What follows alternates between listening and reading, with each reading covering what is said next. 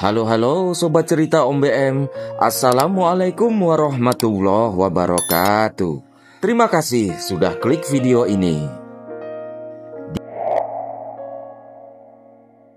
Dina Julia Pratami, 24 tahun. Dina yang kelahiran tahun 2001, waktu itu masih kuliah di salah satu perguruan tinggi negeri di kota Semarang.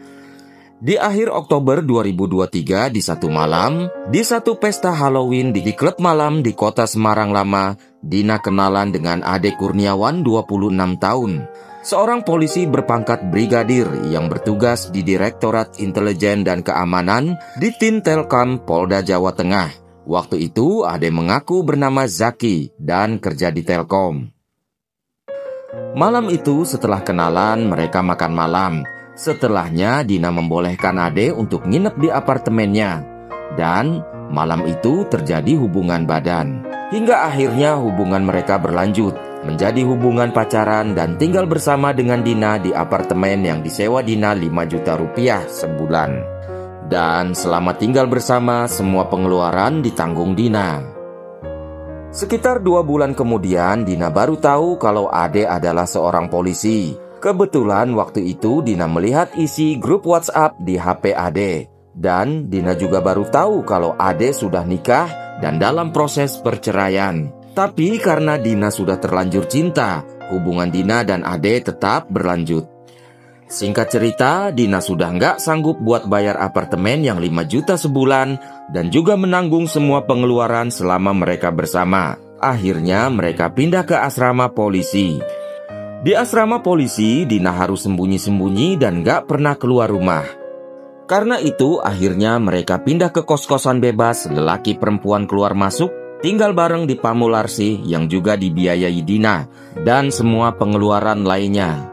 Bener-bener lelaki katro si Ade ini ya. Dan dari kos-kosan bebas itu, mereka pindah ke rumah kontrakan yang lebih besar di Jalan Telogo Kuning, Palembon, Pedurungan, Kota Semarang. Setelah 6 bulan kumpul kerbau, di Mei 2021 Dina hamil. Waktu tahu dirinya hamil, Dina tuntut Ade untuk menikahinya. Tapi ternyata Ade menolak dengan alasan kondisi keuangan. Bahkan Ade minta Dina untuk menggugurkannya, tapi Dina menolak. Waktu usia hamilnya 2 bulan, Ade kabur ke Purbalingga, daerah asalnya. Dengan modal alamat di KTP Ade, Dina menyusul Ade ke sana. Tapi sayang, Ade nggak ada di sana. Yang ditemui adalah keluarga Ade. Dan sewaktu dia beritakan kalau kondisinya sedang hamil, di sana Dina malah dimaki habis-habisan oleh keluarga Ade. Dasar perempuan murahan, mau-maunya hamil sama lelaki. Harusnya kamu bisa jaga diri. Begitu kata-kata makian dan sumpah serapah lainnya yang diterima Dina dari keluarga Ade. Dina pulang lagi ke Semarang dengan kecewa, walau akhirnya ketemu Ade lagi di Semarang dan mereka akur lagi. Tapi di bulan-bulan kehamilan Dina yang besar, Ade kabur lagi ke Purbalingga. Kayak yang sudah-sudah, Dina susul lagi Ade ke rumahnya. Di sana dengan ketus ibunya Ade bilang kalau Ade sudah punya istri dan anak. Tapi ternyata istri yang dimaksud bukan istri sah yang sudah dicerai. Tapi yang dimaksud adalah istri siri Ade. Dina baru tahu kalau ternyata Ade sudah nikah 2 kali.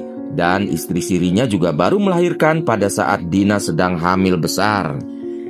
Ibunya Ade juga bilang, kalau kamu mau nikah sama anakku, kamu jadi istri kedua. Dina yang menolak, dia balik lagi ke Semarang bersama Ade. Yang di sepanjang jalan Ade merayu kalau dia lebih cinta Dina daripada istri keduanya yang baru melahirkan itu. Sampai akhirnya anak yang dikandung Dina lahir lewat operasi sesar di tanggal 7 Januari 2025 dan dikasih nama Nayaska Arkatama atau Aska. Tapi si Ade sang polisi nggak yakin kalau itu darah dagingnya. Dia minta supaya dites DNA. Dengan kecewa dan berat hati, tes DNA dilakukan Dina. Dan hasilnya ternyata 99,9% itu adalah anak Ade. Karena sudah terbukti itu benar-benar darah dagingnya, orang tua Dina mulai bicara ke keluarga Ade soal supaya Dina dan Ade segera menikah. Tapi Brigadir Ade ternyata tetap ogah menikahi Dina. Entah bagaimana jalan pikiran polisi satu ini. Mau berbuat, ogah bertanggung jawab. Mau enak, nggak mau anak. Ade bersikeras, nggak mau nikahi Dina. Tapi dia janji mau kasih nafkah bulanan untuk Dina dan bayinya itu. Berhubung sikap Ade yang kayak gitu, Dina dan keluarganya kecewa, juga sakit hati. Dina dan ibunya sering marah-marah, juga mengata-ngatai Ade dengan kata-kata dan kalimat-kalimat kasar. Kata-kata kasar sering diucapkan untuk melampiaskan kekecewaan dan kemarahan atas sikap Bribtu Ade. Selain sering cekcok, Dina juga mulai merasa sepertinya Ade sudah punya pacar lagi alias selingkuh. Disclaimer, di persidangan, Dina yang jadi saksi mengungkapkan kalau pacar Ade yang lain itu ternyata lagi hamil juga. Luar biasa nafsunya si Ade ini nih. Sementara tanpa Dina ataupun ibunya sadari, makian yang mereka ucapkan kepada Ade ternyata membuat dia sakit hati dan mulai punya niat jahat pada bayinya. Puncaknya di tanggal 2 Maret 2025 pagi, waktu itu Ade dan Dina baru bertengkar. Lagi-lagi karena Brigadir Ade kekeh menolak diajak menikah. Pagi itu jam 9 pagi, Dina mengajak Brigadir Ade dan juga bayinya untuk pergi belanja kebutuhan rumah ke pasar Peterongan, Semarang. Dina yang lagi siap-siap ganti baju, dia titipkan bayinya kepada Ade buat dijaga. Ade yang masih merasa kesal karena pertengkaran semalam, dia lampiaskan kekesalannya ke sang bayi yang waktu itu baru berumur 1 bulan 25 hari. Diambilnya bayi Aska dari tempat tidur. Dia tekan dengan sangat kencang dengan menggunakan jari jempol dan telunjuk di bagian kepala sisi belakang dekat telinga Aska, hingga bayinya menangis dengan keras. Ade yang sempat panik memberinya susu, tapi karena tetap menangis, akhirnya diserahkan bayi Aska kepada Dina supaya ditenangkan. Waktu itu Dina belum curiga. Setelah Aska sang bayi tenang, mereka bertiga berangkat ke pasar Peterongan, Semarang dengan mobil. Sampai di parkiran depan pasar, Dina turun untuk belanja ke dalam pasar. Sementara Ade tetap di mobil bersama bayinya sambil main HP. Ketika itulah tiba-tiba Bribtu Ade merasa jengkel, sebab merasa terjebak dalam situasi didesak menikahi Dina. Padahal dia ingin nikah dengan pacarnya yang lain. Karena itu terlintas dalam pikirannya untuk menyingkirkan bayinya itu.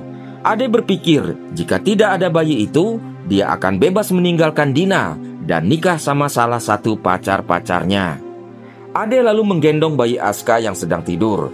Selanjutnya, dengan gak ada perasaan, dia tekan jidat korban atau bayinya, anaknya sendiri itu, menggunakan bagian bawah telapak tangan dengan kuat, kurang lebih selama 3 menit, hingga membuat korban batuk tersedak, menangis, dan muntah. Setelahnya bayi itu sesak nafas dan terdiam dengan wajah pucat dan bibir membiru. Sekitar 10 menit kemudian, Dina sang ibu kembali ke mobil. Dina yang melihat kondisi bayi Aska anaknya bertanya kepada Ade, "Kenapa bayi mereka?" Ade berbohong kalau Aska tadi sempat tersedak dan muntah. Dina yang merasa janggal lalu berusaha menepuk-nepuk punggung bayinya. Tapi Aska bayinya tetap diam tak merespon. Karena khawatir dengan keadaan bayinya, Dina mengajak Ade untuk membawa Aska ke rumah sakit terdekat, yaitu Rumah Sakit Rumani Muhammadiyah Semarang, dan langsung masuk ICU. Sayangnya setelah dirawat, bayi itu meninggal besoknya di tanggal 3 Maret 2025 jam 3 sore. Bayi Aska lantas dibawa ke rumah keluarga Brigadir Ade yang ada di Purbalingga untuk dimakamkan. Tapi 2 hari setelah itu, tiba-tiba Brigadir Ade menghilang. Nggak bisa dihubungi juga, semua nggak tahu di mana keberadaannya. Berhubung gelagat Ade sangat mencurigakan, Dina yang memang merasa ada sesuatu yang gak beres dengan kematian bayinya, dia semakin yakin jika kematian bayinya itu akibat perbuatan Brigadir Ade. Tanggal 5 Maret 2025, Dina melaporkannya ke Polda Jawa Tengah dengan tuduhan kematian bayinya karena ulah Bribtu Ade. 2 hari kemudian di tanggal 7 Maret, penyidik Polda Jateng melakukan ekshumasi terhadap jenazah bayi Aska guna dilakukan otopsi. Dan hasilnya menyebutkan bayi itu kehilangan nyawa karena kekerasan benda tumpul yang menyebabkan perdarahan otak. Karena itu, Bribtu Ade Kurniawan yang dicurigai terlibat lantas diamankan. Sementara Dina, ibu korban yang melaporkannya, mengaku mulai mendapat intimidasi dari orang-orang di sekitar Bribtu Ade agar kasus tidak dilanjut. Oleh karenanya, pihak pengacara Dina meminta perlindungan dari Lembaga Perlindungan Saksi dan Korban untuk Dina. Dari hasil pemeriksaan, Bribtu Ade Kurniawan ditetapkan jadi tersangka atas pembunuhan bayinya sendiri, Aska, yang merupakan anak kandungnya. Bribtu Ade Kurniawan menjalani sidang kode etik di Mapolda Jawa Tengah pada tanggal 10 April 2025. Dalam sidang kode etik itu, turut dihadirkan saksi yaitu Dina selaku ibu korban dan ibunya Dina atau nenek korban.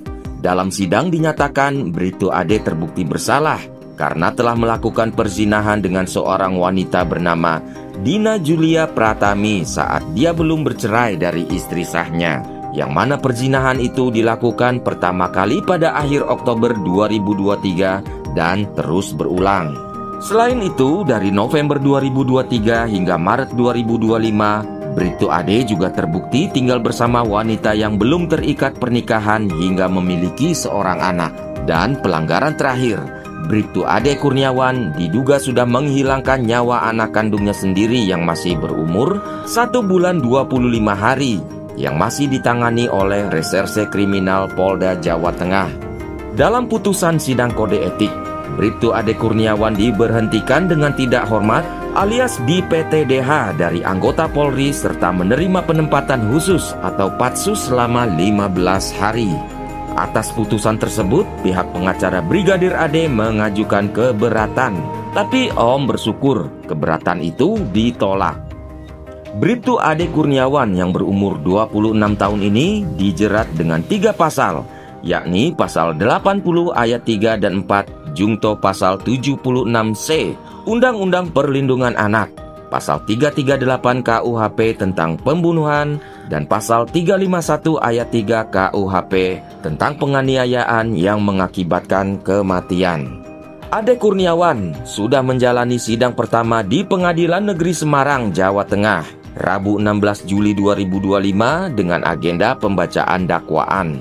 Jaksa mengungkap, jika alasan pelaku melakukan tindakan tersebut terhadap bayinya karena merasa kesal dengan perkataan ibu korban dan nenek korban yang kerap memakinya dengan kata-kata kasar.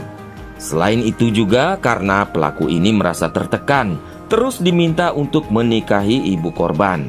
Padahal dia ingin segera menikahi wanita lain atau pacarnya yang lain yang ada di Purbalingga. Kasus ini masih menunggu sidang selanjutnya. Terima kasih sudah menyimak video ini. Semoga pelaku mendapat hukuman yang setimpal dan jadi pelajaran buat para perempuan, wanita yang gampang silau dengan lelaki berseragam. Jangan lupa subscribe, like, komen, dan share. Juga ditekan tanda loncengnya. Wassalamualaikum warahmatullahi wabarakatuh. Have a nice day and bye-bye.